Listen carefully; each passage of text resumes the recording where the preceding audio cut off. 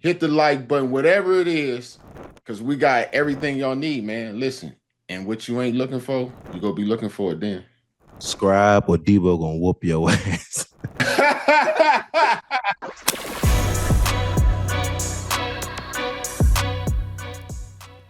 We got to get into, a lot has happened. A lot has happened. Yeah. We got to get into what Joey Porter Sr. said. First, I want to say this, though.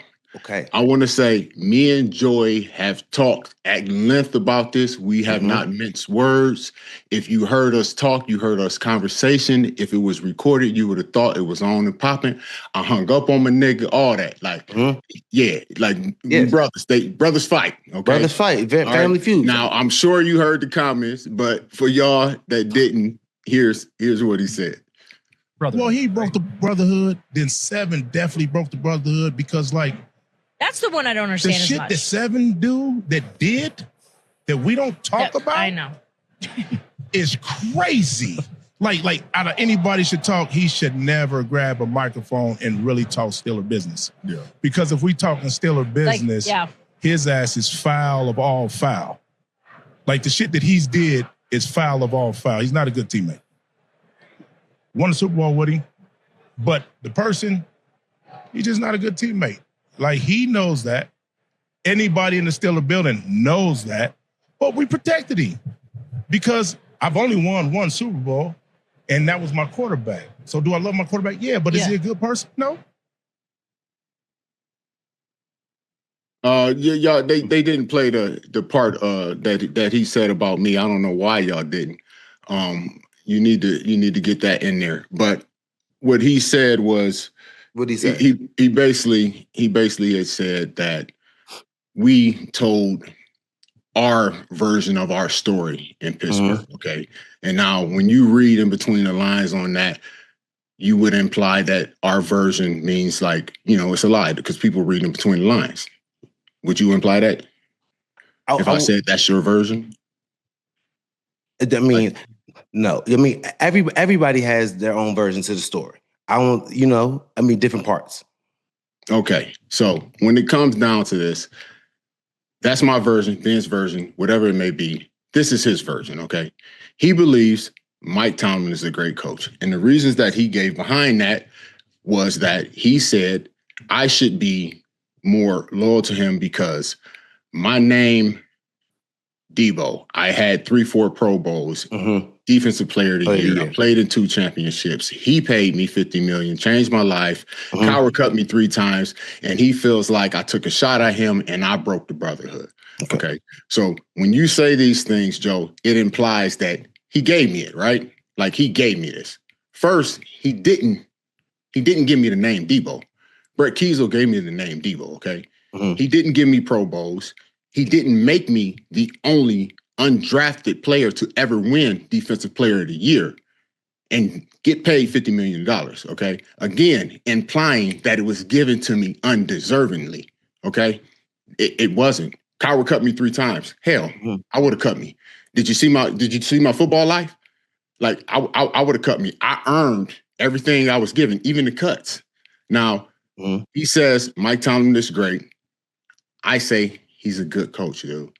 And here's my reasoning. Again, dude, it's not personal, although I do have a personal issue with him. Yes, he got 2 Super Bowl appearances. He has a win. He is the only coach in 20 years to go without having a losing season. And as my brother Ryan Clark said, he has done more with less. But he has to also be responsible for acquiring that less, okay? And I believe that comes because he has missed on his first and second round draft choices over the last 10 years. He has only signed 2 guys to long-term deals when that time came for renewal. Now, your 1s and 2s are supposed to be the easiest picks that you get, right? He done missed on 12 or 14 of them, okay? He has done a great job with less talent, okay? But he has done a far less job with great talent. Since our last playoff win in 2016, in 2017, he had a number 1 and a number 5 defense and was bounced out in the first playoff game by Jacksonville, 42-45. 2018, 4th-ranked offense with a 6th-ranked defense. Didn't even make the playoffs. Didn't make the playoffs in 2019 with a 5th-ranked defense. 2020, y'all lost to the Cleveland Browns with a 3rd-ranked defense, 37-48. Okay? And the biggest thing for me, you ain't got a coaching tree. The coaching tree is the greatest indicator of your strength in teaching and the ability to develop other coaches under your leadership. And no coach in NFL history that has a tenure this long would be able or has been able to do that without having a tree but him. Okay? And now this is where the personal relationship gets involved with people. Okay? You have a relationship and it's a good one. So you can look at the negative things and look past it. And you can focus on the positive things because you have a good relationship with him. Joe, you have guys that say he's a great coach and haven't even had a playoff win under him. Hell, you one of those dudes. You say you're a great coach. You ain't even won a playoff game under him.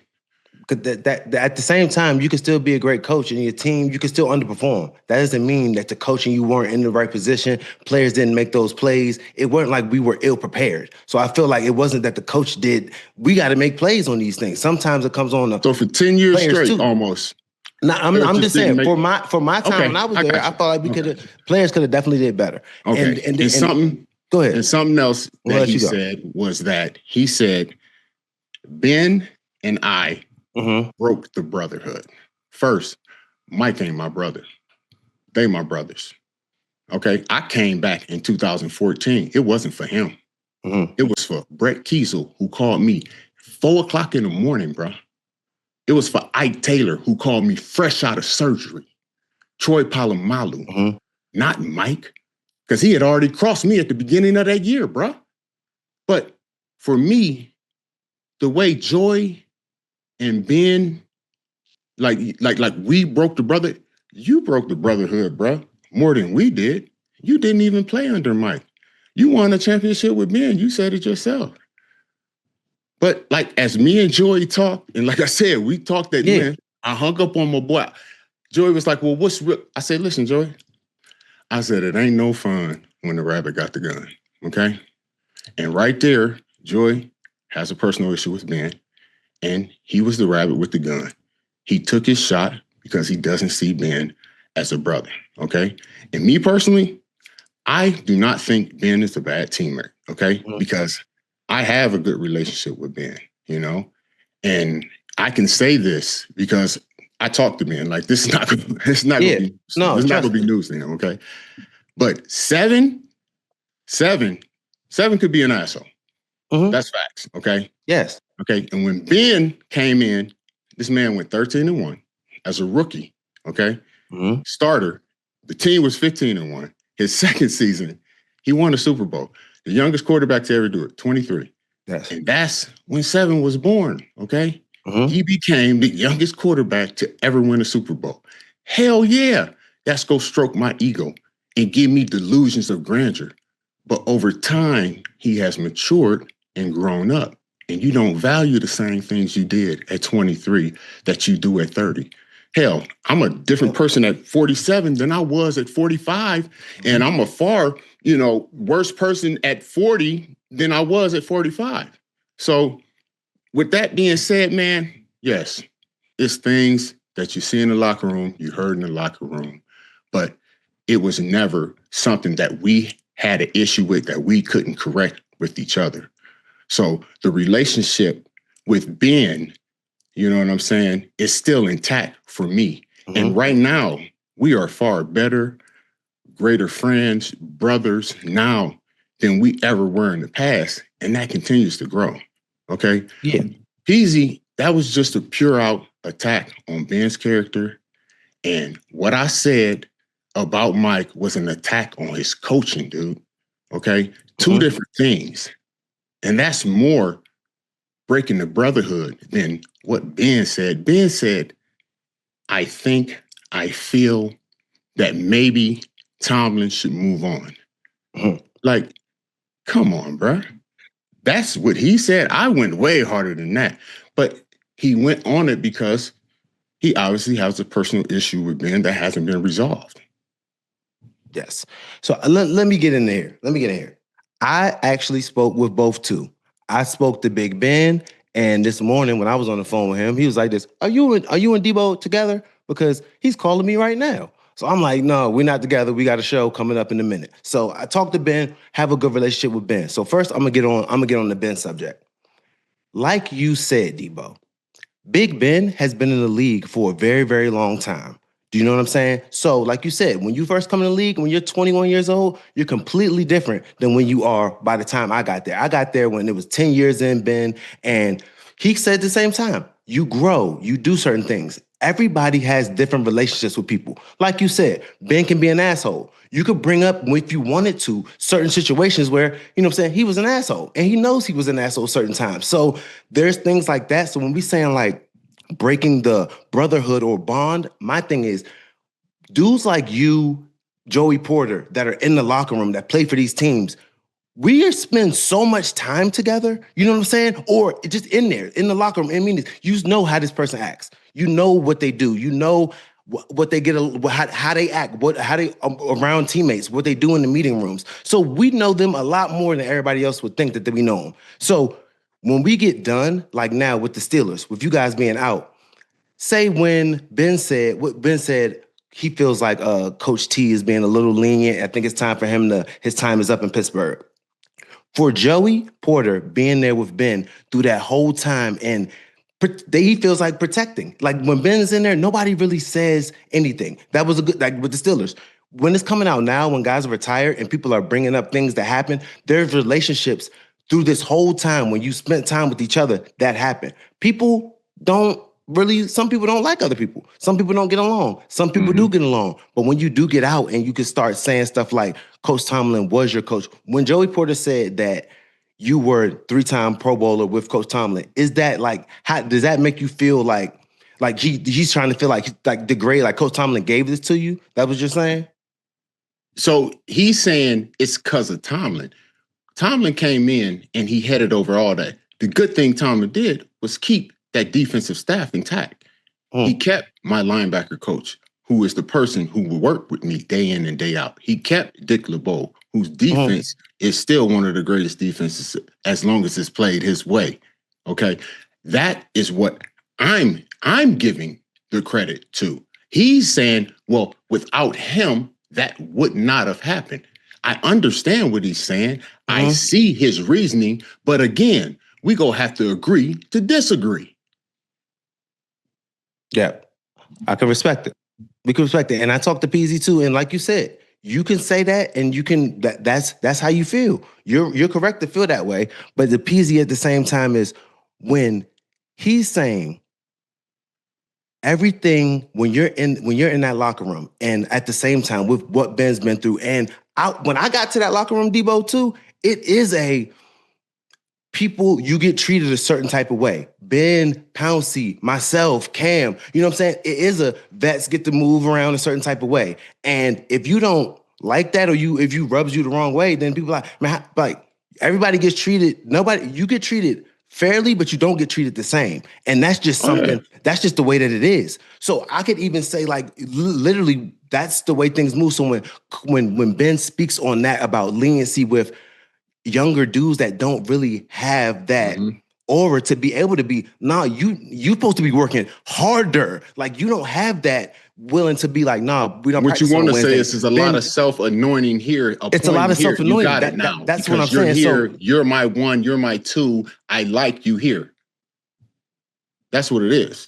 And that's what was going on. But that's what I'm saying, where when you're in the league for a long time and when it's vets, when it's you that's doing that, when it's Joey Porter that's doing that at first, and Ben, he's a young dude that's still like, he winning championships as a young dude, growing, doing things that he would regret, would take back. When I met Ben now, he's been nothing but nice to me because he's matured, he's married, he has his kids, he's in his faith. Like, that wasn't the same Ben back in 2006. You know what I'm saying? So I give him all the rights. So people can, when Joey was there back in 2006, when he was going outside, when Ben was probably doing the same things Joey was doing, getting in fights, his stuff was outside. Everybody knew what Joey was doing. When Ben was doing things, it was tucked. Everybody's protecting him. Nobody's going to say nothing on it. So Peasy, at the same time, he can understand, like, we could have been acting like just like trying to bash you. There's things that happen in your past in the times that we've been there. We know we have a long relationship. I played with you and I was a coach and I saw in the meeting room what you ain't have to show up for certain practices, but it's love because you're Ben. You know what I'm saying? So there's just things that happen like that is in the code of like, we're not going to say nothing, but then I can respect with Ben when I come in there and you got vets moving around smooth, and then you got younger dudes. It's a little lenient in there where, no, they don't deserve no extra. That's how you can get like cracks. Little people don't know what's going on because you treating younger dudes that don't deserve to be like vets.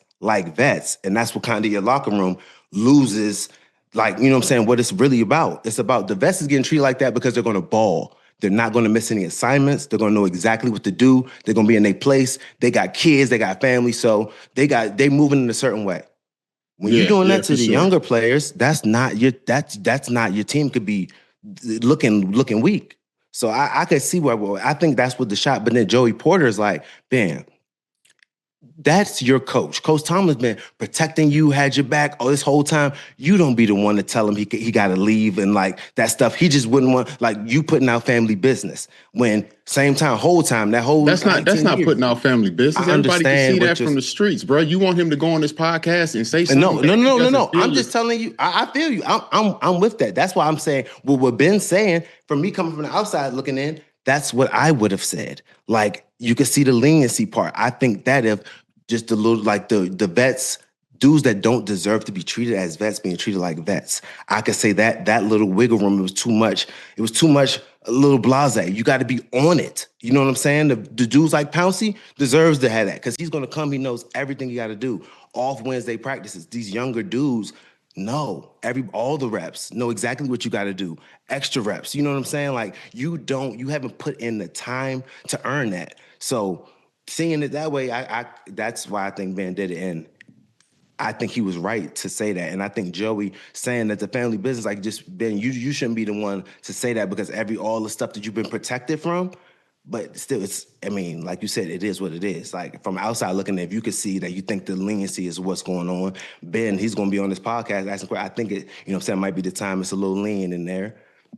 I think like I said, I understand what you're saying, but like, you know, when it comes down to it, I think again, it's a personal issue. It wasn't about play. And to be honest, like that was something that happened at the Super Bowl, and then you know they splice and cut it up and send it out. Like I mean, that's something that could have been I think it could have been squashed before it even got put out. Like especially with with things going on as they have been going on, like why even put it out there? But the one good thing is too though that I like you said, you talk to Peasy, you talk to Ben, I talk to Ben, I talk to Peasy. Everybody, you're able to at the end of the day too. They like I know Peasy don't want it to keep going. They said their pieces, you know what I'm saying? Everybody getting their stuff out. Yeah, but I think that's something we got each other's numbers. For me, talking to both, not both parties have a full understanding of what the issue is. I will say that, and that's something that could be communicated between them. I'll leave that where it's at. This gonna be the last time I'm gonna address this. You know, we gonna move on to current coaches and current players and keep it moving from there, Joe.